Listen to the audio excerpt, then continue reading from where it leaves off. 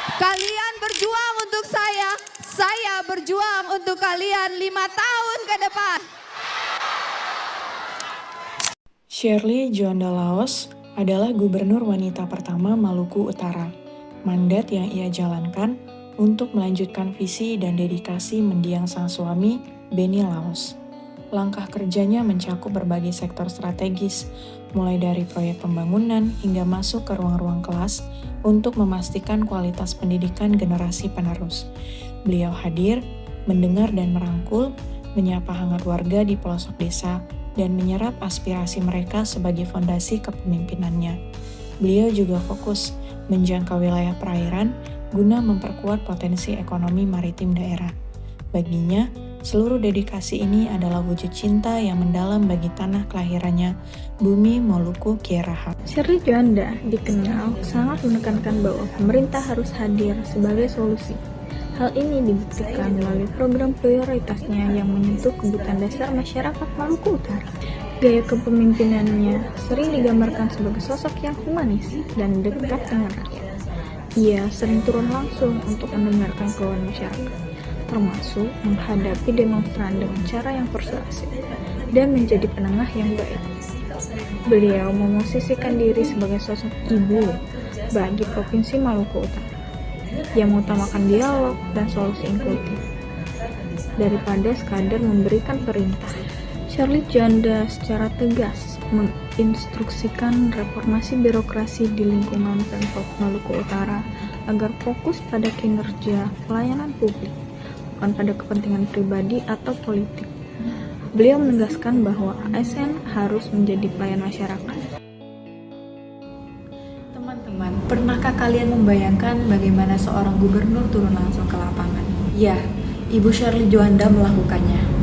Di Sekolah Rakyat Akekolano, beliau memastikan kualitas pembangunan sekolah, fasilitas, kesiapan guru, dan memonitoring agar siswa mendapatkan pendidikan yang layak. Lalu di Sekolah Rakyat Rio Ribati, beliau mengecek lahan seluas 9,5 hektar untuk kompleks sekolah terpadu, lengkap dengan asrama, gor, stadion, hingga air bersih.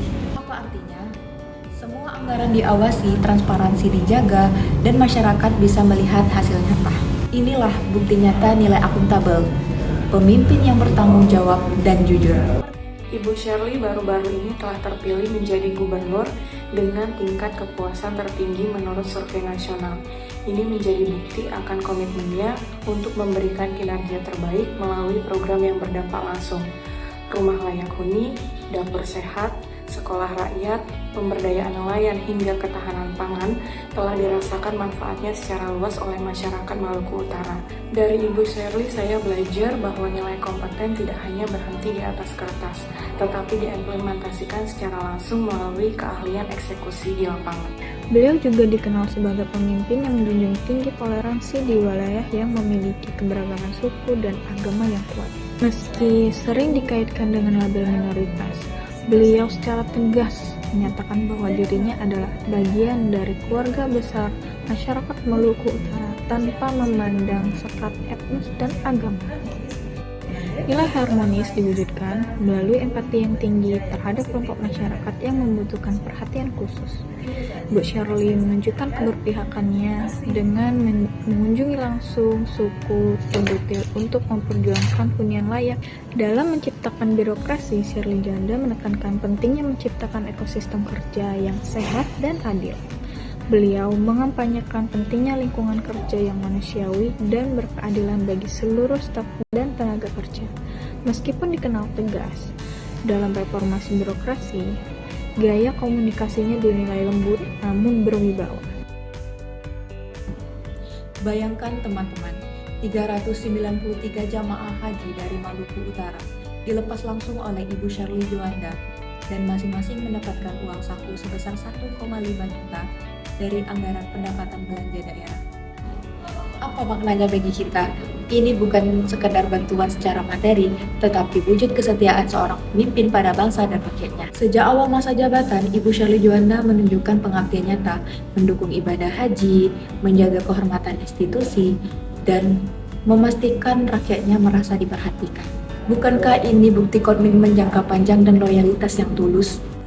Di tengah kemajuan teknologi, Ibu Shirley menunjukkan kemampuan adaptasinya dengan memanfaatkan media sosial sebagai wadah untuk layanan dan pelaporan masyarakat. Beliau mendapatkan data 270 titik jalan rusak dengan menghemat anggaran 1,7 miliar melalui pelaporan masyarakat. Selain itu, di tengah keterbatasan, beliau proaktif untuk memangkas anggaran rapat dan seremonial yang tidak efisien dan dialihkan ke anggaran pendidikan. Teman-teman, lihat bagaimana Ibu Shirley Joanda hadir langsung di Kecamatan Kaul. Beliau membawa gerakan pangan gratis dan gerakan ketahanan pangan untuk masyarakat. Tapi yang bikin makin solid, kegiatan ini bukan hasil kerja dari satu pihak saja. Pemprov Maluku Utara bekerja sama atau berkolaborasi dengan Kejaksaan Tinggi dan Balai Kementerian PUPR. Apa dampaknya? Hari ini pangan lebih terjangkau dan besok ketahanan pangan bisa lebih kuat. Inilah nilai kolaboratif kerjasama lintas lembaga demi tujuan bersama.